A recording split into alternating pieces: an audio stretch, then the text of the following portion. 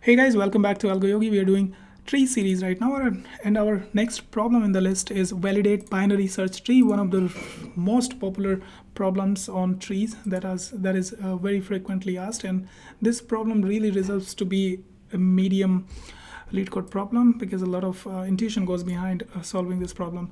So description is quite simple. Given the root of a binary tree, determine if it is a valid BST or not. So you're just returning Boolean value, checking if it's a valid BST or if it is not. So condition for a BST kind of keeps changing as per a lot of organizations definition. Sometimes they let the left subtree values equal to be the root tree's value, but sometimes it's not. And here it's basically saying it can't be equal to the root node. So every single value in my left subtree, for example 1, has to be smaller than my root value, and every single value in my right subtree has to be greater than my root value. So first example is returning true, which we have just validated. Second example returns false, and that is because if you see the right subtree here, and let me change the view and understand it so that I can clearly show you guys. So in second example, if you see this right subtree has a value 4 which is basically smaller than 5, and that cannot happen in a valid BST. So now how are we going to approach this problem is by maintaining a range. By maintaining a range, and that would be maintaining a low and high range for each node. So for root node, the value could be between negative infinity and positive infinity, since root can contain any value on the number scale. So it can contain all the values. Okay, so for root node, the range would be this. However, when we go to the left subtree, now things are going to be different. It can contain only lesser values than my root node. So what's going to happen? Low will remain same. Low will remain same. That will be negative infinity, and high would be this value, which is the root value. So that will be 2 in this case.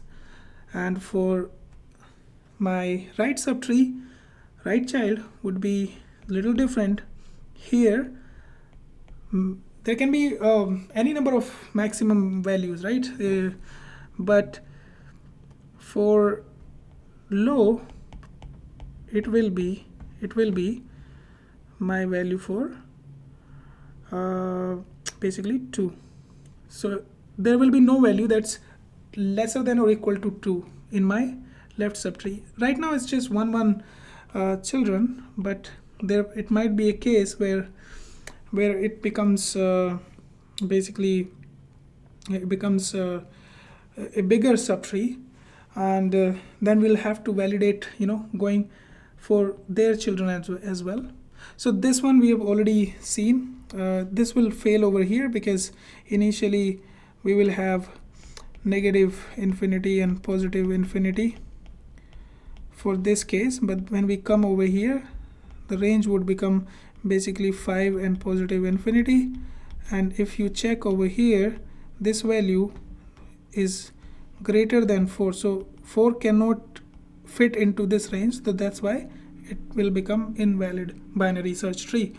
All right, so this condition basically will use a DFS search, and we will pass this range while calling recursively on all the subtrees or left and right child, and then they can basically update this range based on their value, and depending on if they're calling the left subtree or right subtree.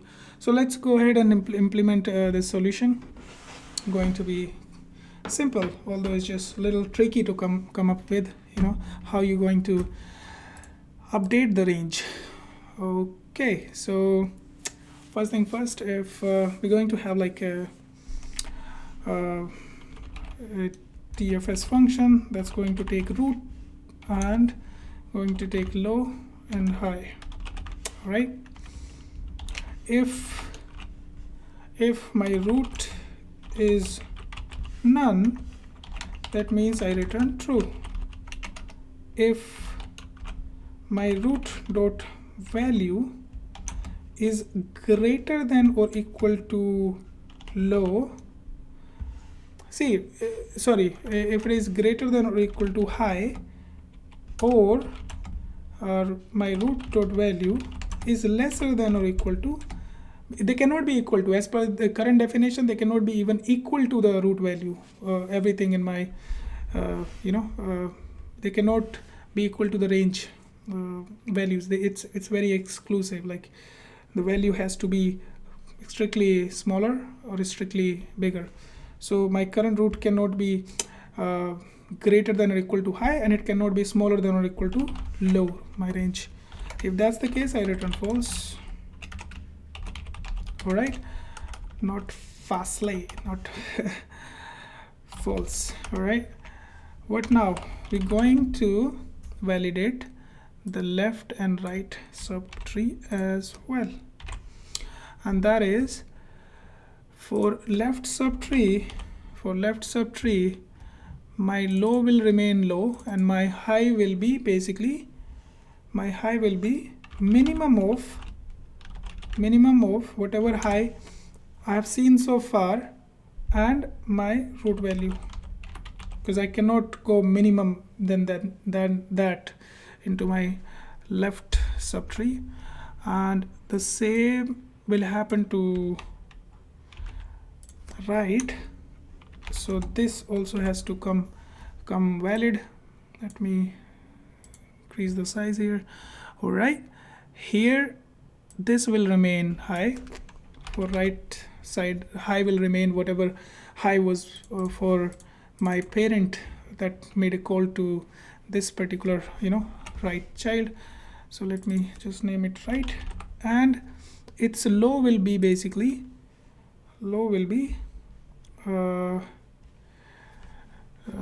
its high will be basically maximum of this, and low will be minimum of my root value and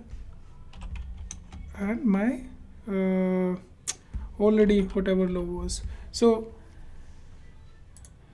why? Because see, I can only allow the max value in my left subtree, whatever I have seen so far as of my current root value. It has to be lesser than that. So that is the highest range. And initially, because it will come as maximum infinity, so I have to initially it will come as high will come as am I updating low or high here? So low and high will be maximum of my current value or maximum of high. No, it's going to be minimum.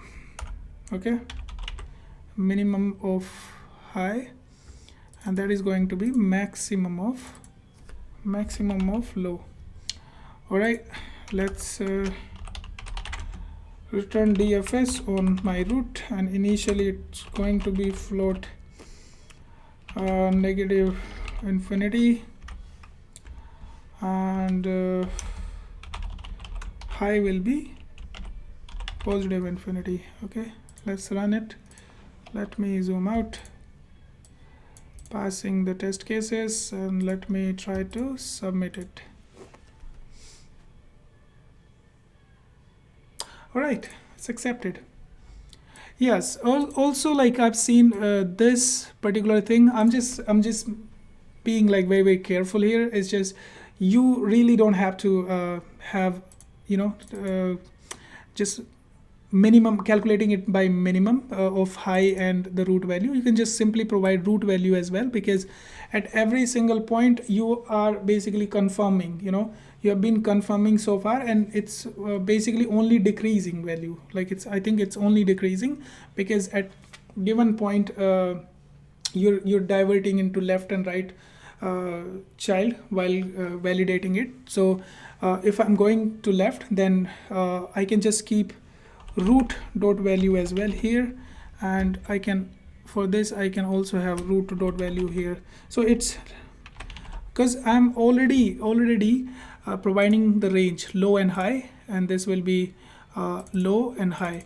So I don't have to like calculate a minimum and a maximum over right over there. So if I submit this answer as well, I think this should also work. Okay, that also works. Now let's write down the time complexity.